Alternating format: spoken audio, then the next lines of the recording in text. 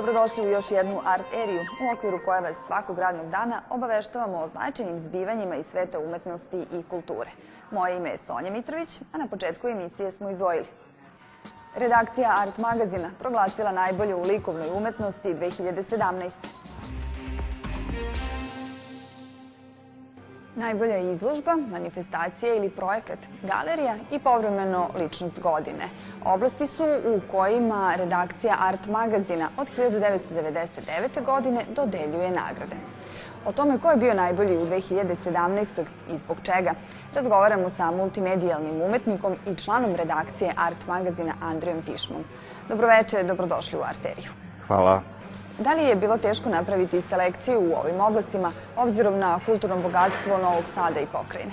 Teško je maltene i naći tako nekog ko bi nosio taj epitet najboljeg u celoj godini.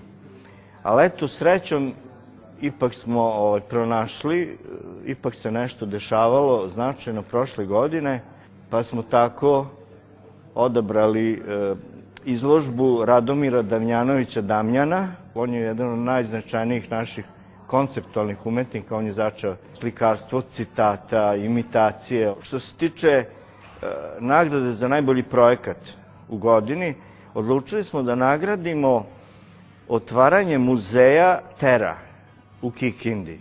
To je muzej nastao kao rezultat jedne jedinstvene kolonije u evropskim okvirima, možda i svetskim. Znači, to je umetnička kolonija međunarodna skulptura rađenih u terakoti. Kao najbolju galeriju u protekloj godini zapazili smo aktivnost Galerije likovne umetnosti Poklon zbirke Rajka Mamuzića u Novom Sadu.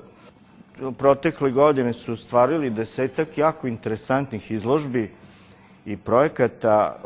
Ja bih pomenuo recimo retrospektivu Želimira Žilnika, njegovu izložbu i retrospektivu filmova, što je neka sveža ideja. Kojim kriterijumima ste se vodili? Mi se rukovodimo oduvek, od početka dodale nagrade isključivo umetničkim kriterijumima, znači kvalitetom radova koji su prikazani, koji su promovisani, koji su predstavljeni. Nas je troje, znači mi smo članovi redakcije Pavle Jovanović i još član redakcije, on je fotograf, inače urednik fotografije Art magazina, ja sam član redakcije, i Luka Salapura, glavni urednik tog online časopisa. Inače, to je još uvek jedini online časopis za savremenu umetnost kod nas u Srbiji. Hvala vam puno na izdvojenom vremenu.